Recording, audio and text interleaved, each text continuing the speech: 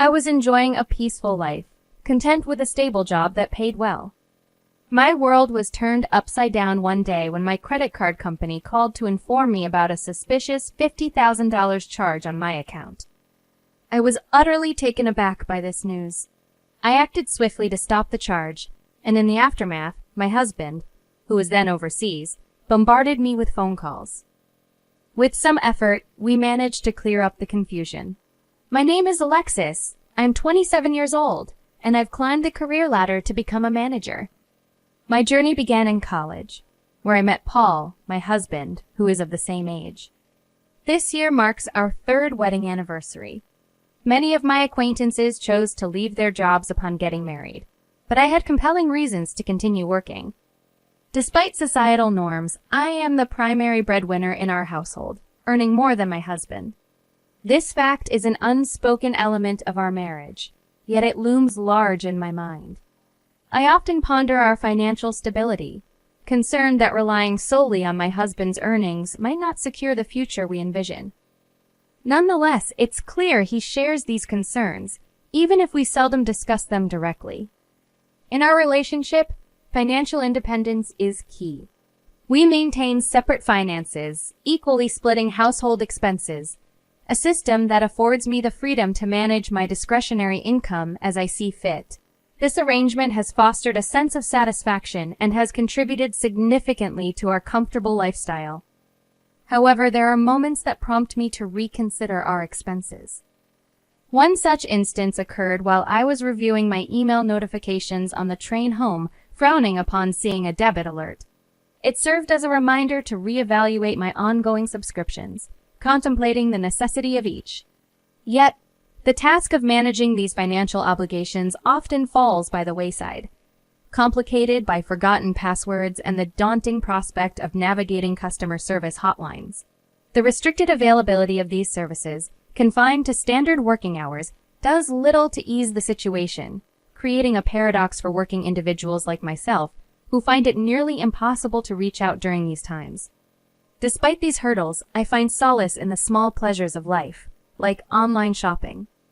It serves as a brief escape from the pressures of work, with the arrival of each parcel bringing a fleeting moment of joy. Yet, these moments of happiness are quickly overshadowed by the realization of the need to manage my finances more prudently. The comfort of returning home always brings a sense of relief, a reminder of the stable life we've built together, despite the occasional financial folly. When I walked into the living room, I immediately felt annoyed. Socks were scattered on the floor, empty cans were on the table, and there were a phone and a sweatshirt on the sofa. Yes, this was my husband's doing. He tends to leave a mess everywhere after he gets home. I couldn't help but complain about the socks and cans. He just shrugged it off, saying it was easy to clean up, and I could just do it if I was home early. Why couldn't he help clean or make dinner? He complained about being tired and having to eat convenience store food. I was tired too, but I argued that if he wasn't going to help around the house, he should at least focus on his work. He didn't take my frustration seriously at first, but I could tell he was annoyed when he repeated his dismissal. He left the room, glued to his phone and ignoring my glare. It felt unfair that I was doing more work in housekeeping. Yet, I wondered if I had been too harsh. I worried he might become even more careless just to spite me. Surprisingly, my words seemed to have an effect. He started coming home late, claiming he had overtime work. It seemed like he was trying to change. I was so pleased that I began to put even more effort into the housework, thinking I should support him since he was busy. One day, I came home early and decided to tidy up his room, which he hadn't cleaned in a while. It was a mess, just as I expected, with empty cans and bottles everywhere. I was about to throw them out when I noticed something unusual on the bed, a gift-wrapped package. I couldn't clearly make out what it was at first, so I decided to shine a light on the mysterious object. It turned out to be a bag from my favorite brand, beautifully wrapped and just sitting there, partially hidden. The realization hit me, could this be a surprise birthday present? My birthday was just around the corner, the following week, to be exact. A flicker of excitement passed through me, but I quickly suppressed it, choosing to act as if I hadn't seen the package. I wanted to keep the surprise intact, assuming my husband had planned to give it to me on my special day. However, my much-anticipated birthday came and went without any mention of the package. I couldn't help but bring up the subject, half in jest, half in hope, asking my husband if he remembered what day it was. His reaction was one of brief surprise followed by an awkward acknowledgement of my birthday. But when I prodded him about a celebration or a gift, his response was dismissive, almost as if gifting was an obligation fulfilled in the past and not to be bothered with again, especially now that I was old enough. His words stung more than I cared to admit, and he retreated to his room, leaving me in a mix of confusion and disappointment. The situation took an even more peculiar turn when, out of the blue, my husband announced he was scheduled for an overseas business trip the following week. This was unprecedented. His job had never required travel before, let alone an international trip. He attributed this sudden opportunity to his recent good performance at work. Under normal circumstances, I would have been supportive, even happy for him.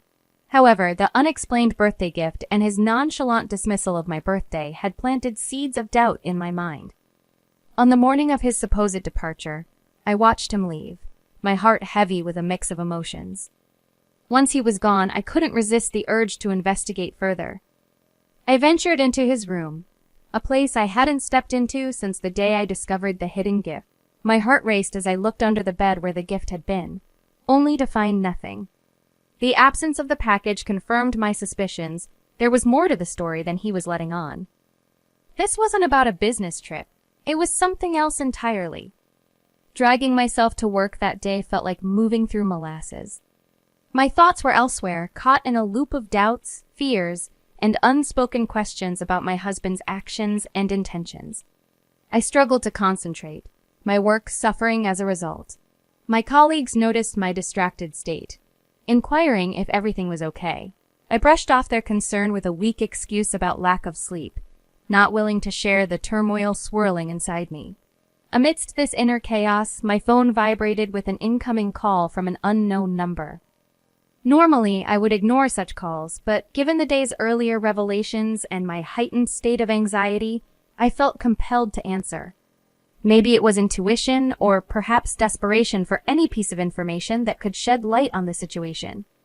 I picked up the phone, my heart pounding in anticipation of what or who awaited on the other end. I had to step out for a bit and press the button to answer my phone in the hallway. It was the credit card company calling. I started worrying it wasn't my husband calling and realized I would have to share my password and other details. I wondered what they wanted, and the person on the phone quickly explained.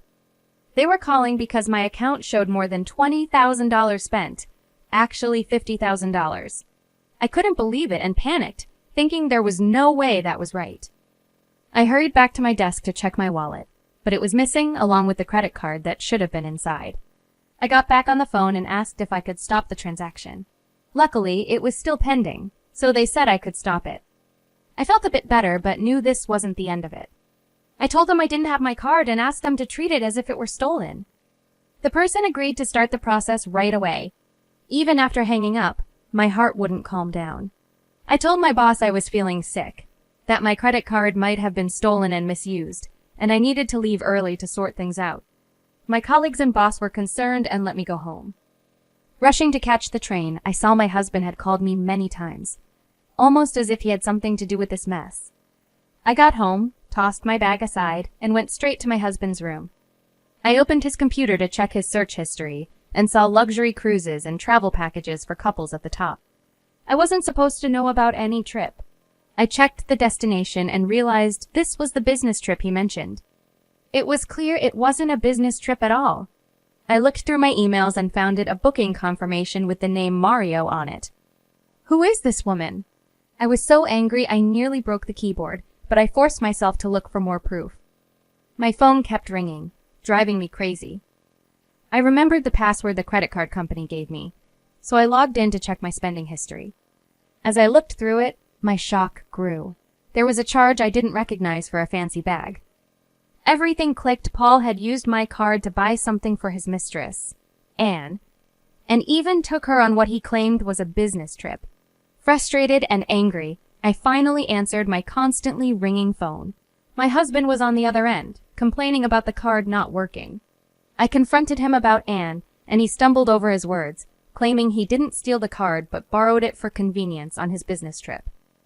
I questioned him about the so-called business trip and mentioned the luxury cruise. He tried to dodge the question, but I pressed on about Anne and the bag. He tried to act confused, but I laid out everything I knew: the cruise, the couple's travel package, the $50,000 spending, and the payments to Anne using my card. Hearing all this, my husband could only repeat, "I understand," as if finally realizing the gravity of the situation. After he admitted to cheating and awkwardly apologized over the phone, pleading for me to reactivate the credit card so he could return home, I felt a mix of anger and disbelief. His assumption that a simple apology would erase his betrayal was absurd.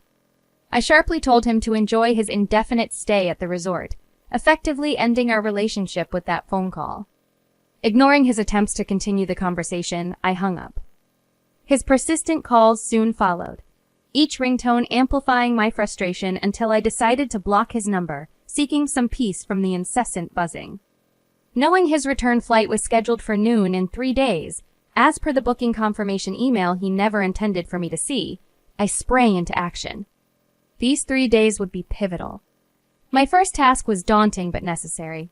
I began the process of removing all my belongings from our shared home, severing the physical ties that bound us. The following day, armed with divorce papers and his computer, which contained undeniable evidence of his infidelity, I visited his parents. The revelation of their son's actions left them both furious and deeply apologetic. Their immediate response was supportive.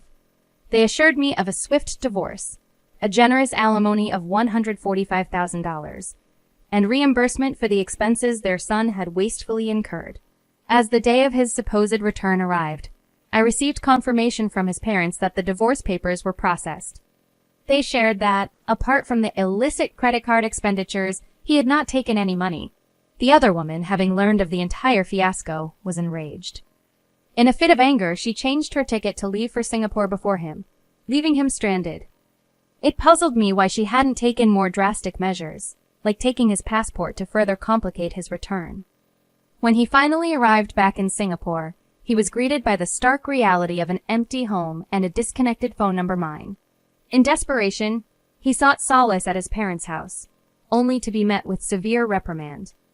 They insisted he sign the divorce papers, officially ending our marriage. Complicating matters further, the woman now demanded from him a repayment of the $50,000 she presumably felt entitled to, given their affair and its lavish expenditures. His parents, once again, had to cover this amount, but with the stipulation that he repay them in full. Until then, his lifestyle was significantly curtailed, much like that of a strictly supervised teenager, complete with a 9 p.m. curfew. In the aftermath, armed with the necessary details from his parents, I pursued legal action against the woman for $7,000, seeking some form of restitution for the role she played in this ordeal. With that final act, I concluded this tumultuous chapter of my life, ready to move forward, free from the deceit and betrayal that had ensnared me. The next day, I went back to work. A lot of my coworkers, both my seniors and juniors, showed they cared about me. They asked, "Hey, are you okay? I'm here to listen if you need to talk." It made me feel thankful to work with such kind people. Thanks. I really appreciate it. Let's grab a drink sometime, my treat. It'll be like a venting session, I suggested. They agreed, and it felt good to let out everything that happened while we shared some drinks. It was like I was washing away all the bad memories. I ended the night feeling hopeful, thinking that from now on, only good things would come my way. Yes, that's right, I told myself, feeling optimistic about the future. Alexis,